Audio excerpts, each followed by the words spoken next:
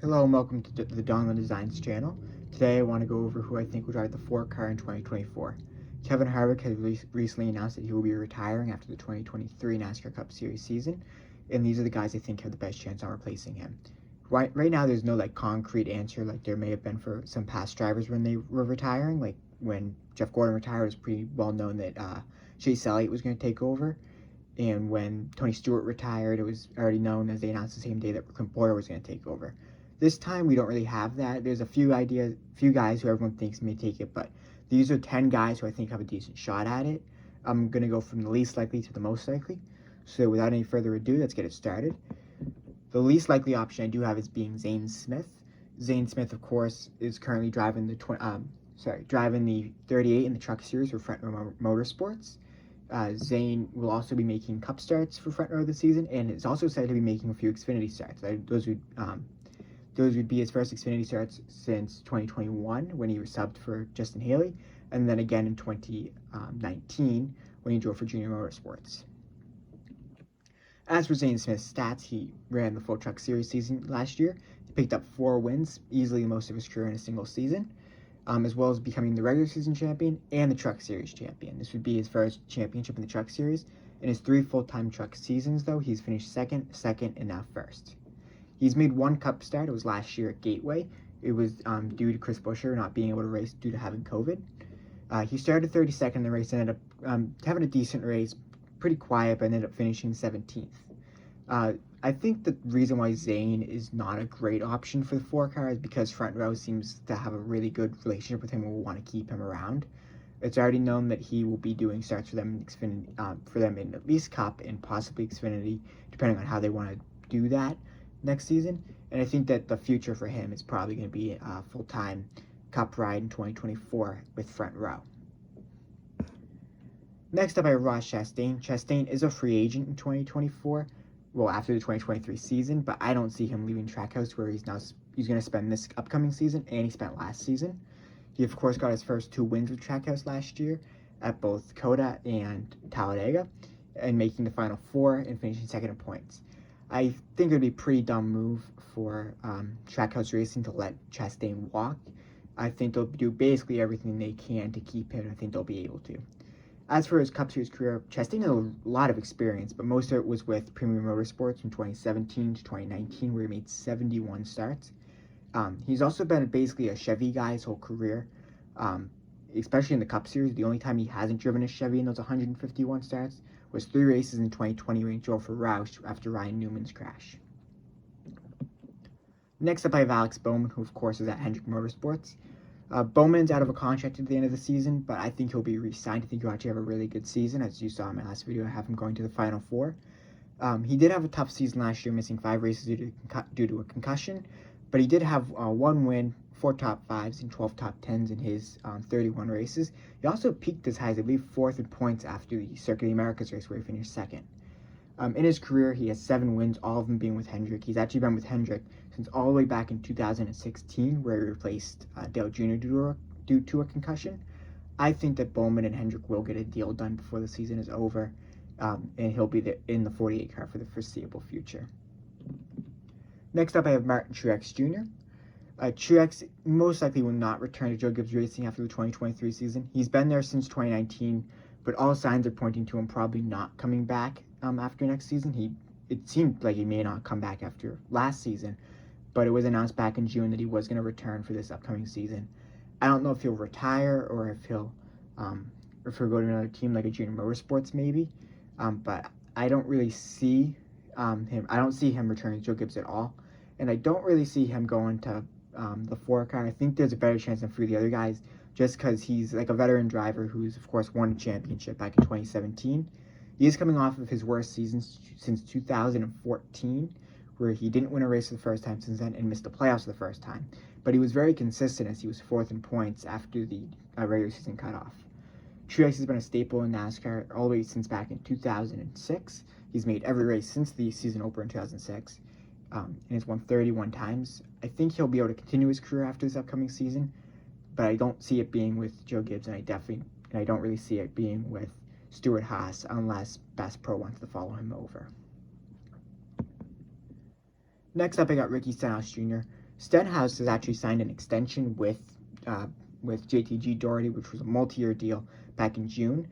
But, and as the history of Stenhouse points to, multi-year contracts are not always multi-year contracts, as back in 2019, he confirmed in early August that he was with Roush Fenway until 2021.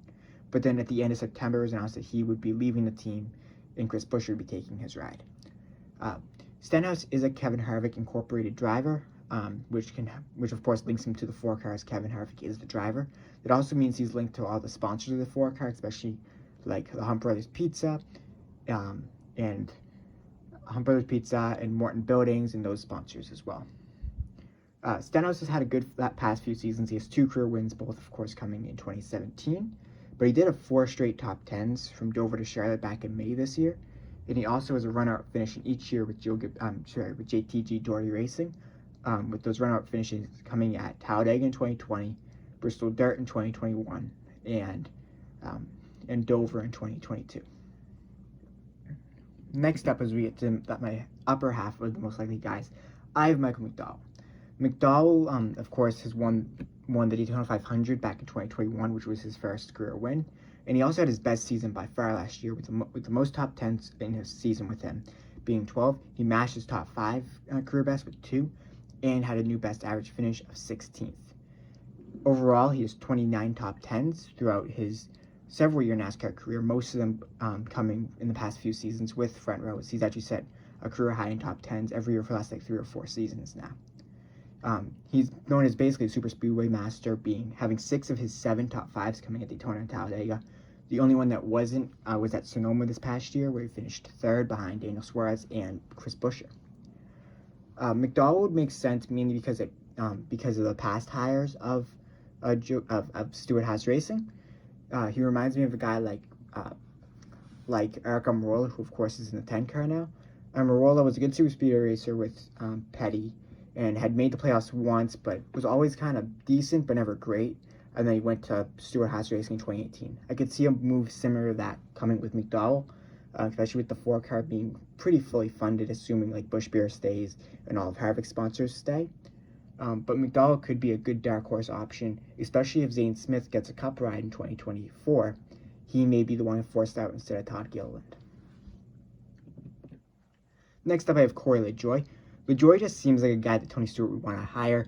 He's kind of the more old-fashioned driver, someone who hasn't really gotten a big opportunity yet, much like Almirola did.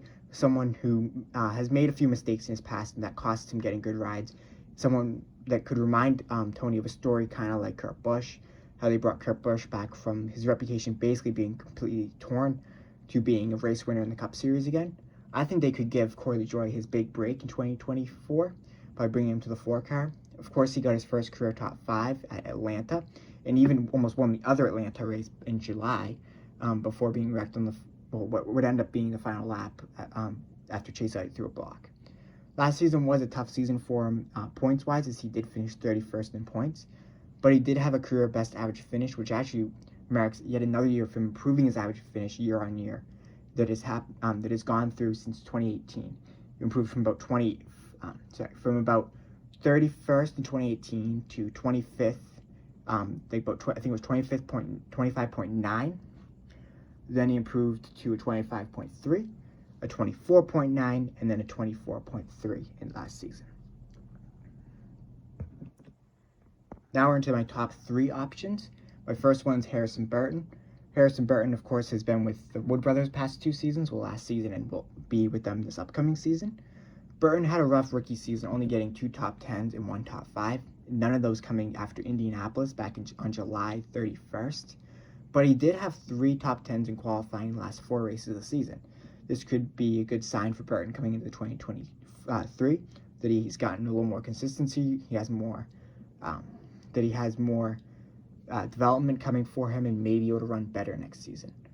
As for why he makes sense to move over to Stewart-Haas Racing, if the Wood Brothers are getting fed up with not awesome performances coming out of him, he could find himself on the outside looking in at the Wood Brothers ride for next season. But he is a Kevin Harvick management driver, as is Ricky Stenhouse. As you can see in the 96 picture, he actually has Hunt Brothers Pizza on the quarter panel. And even in that back in Xfinity, he would have Hunt Brothers Pizza and Morton Building sometimes as a hood sponsor. This would make sense for him to move over, as Harvick was a big proponent of moving him to Ford camp in 2021, or after the 2021 season when he moved to the Wood Brothers. And I could see him being a big proponent on getting him into Stewart-Haas racing. Next up is Riley Herbst. Herbst, of course, has spent the last 2 seasons with the Stewart-Haas Racing Xfinity program and will be there again for his 3rd consecutive season. He had in 33 starts last year, he had 8 top 5s and 20 top 10s, and got his 3rd career pole, well, 2nd career pole that wasn't due to rain. He also got his 1st career top 10 points finish with a 10th place finish in points, and had a career low in DNFs, which was 5, which still isn't great, but it is improvement off of 8 in the last 2 seasons before that. He is yet to win in the Xfinity Series, but does have 2 career runner-up finishes at Fontana in 2020, where he ran runner-up to Harrison Burton, and at Kentucky in 2020, where he ran runner-up to Austin Cindric, both of whom are now Cup drivers. His top 5 counts has also increased every year since 2019.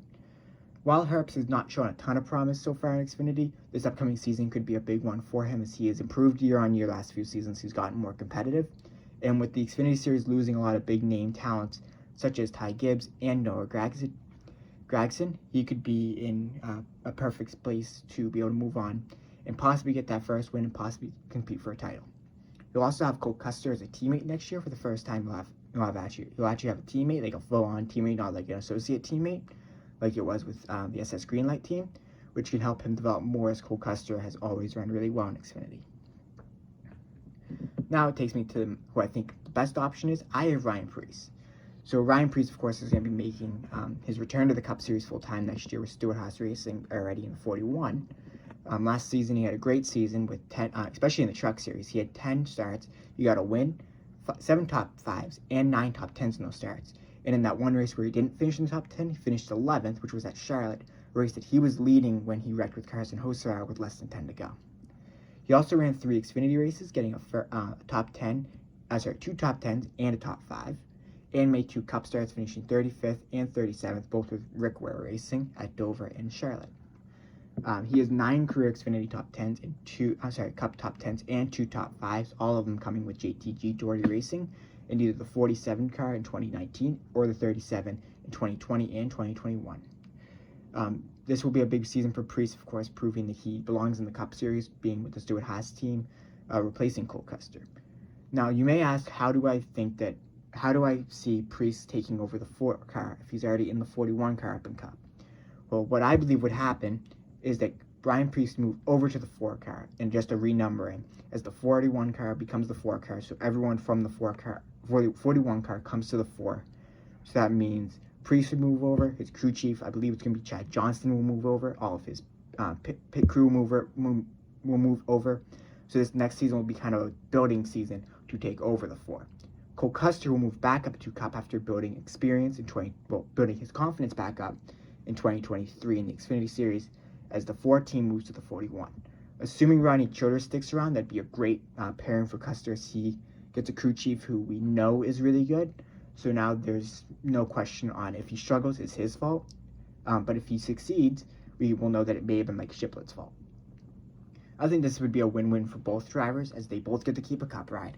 Preece gets all those sponsors that he already is associated with, like Hunt Brothers Pizza, Morton Buildings, and even United Rentals that are Kevin Harvick sponsors, as well as also possibly picking up Busch and Goodwrench.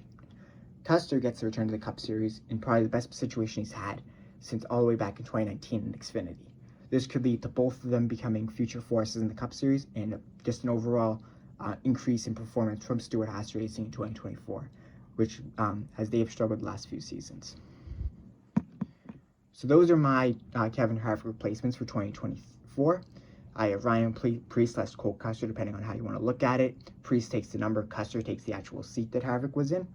Riley Herbst as the second most likely, then Harrison Burton. Corey LaJoie and Michael McDowell running at the top 5, with Ricky Stenhouse, Martin Truex Jr., Alex Bowman, Ross Chastain, and Zane Smith being the other 5.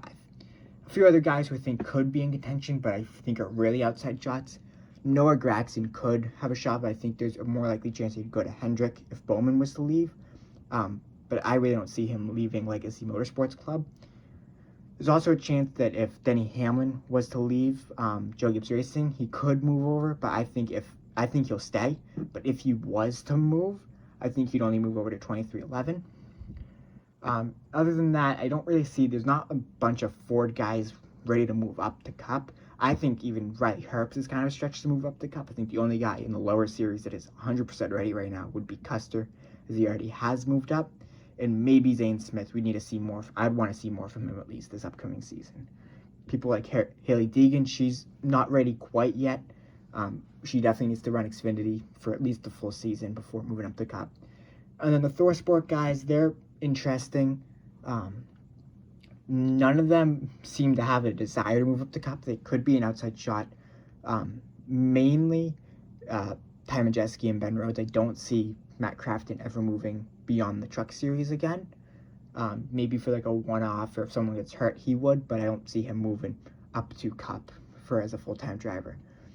Ty Majeski and Rhodes are still pretty young. I think I think Rhodes is only like 25, 26, but he has been in the Truck Series for as long as William Byron was down there. He was a rookie the same year William Byron was in the Truck Series, and Byron's now a 5-year Cup vet, so it's been a while. And Ty Majeski, of course, just moved back into the Truck Series. He's kind of been all over the place, and he's kind of having a good renaissance down there right now. Maybe those two could move up. I think it would take a lot of funding and possibly some experience in the Cup Series if someone was to get hurt again, if that was to horribly happen.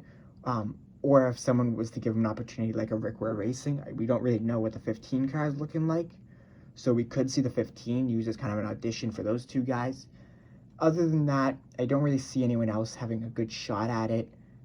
Just going through the Cup Series, there's no one else other than these guys that I would see moving over. I think Stewart-Haas Racing is off of that like pedestal that they were on a few years back. I think they're still a really good team, but I would say they're probably on par with like maybe even a colleague at this point. Harvick, of course, has brought that performance up, and Chase Briscoe did have a good year last year, but I don't think they're one of the best teams in the sport anymore. So thank you for watching, and I hope to see you next time for my next video, which I hope to do probably in the next few days. I'm not sure what I'll do it on yet. Maybe my Xfinity Series predictions for the 2023 season. That'll probably be my next video. So thank you for watching, and I hope to see you next time.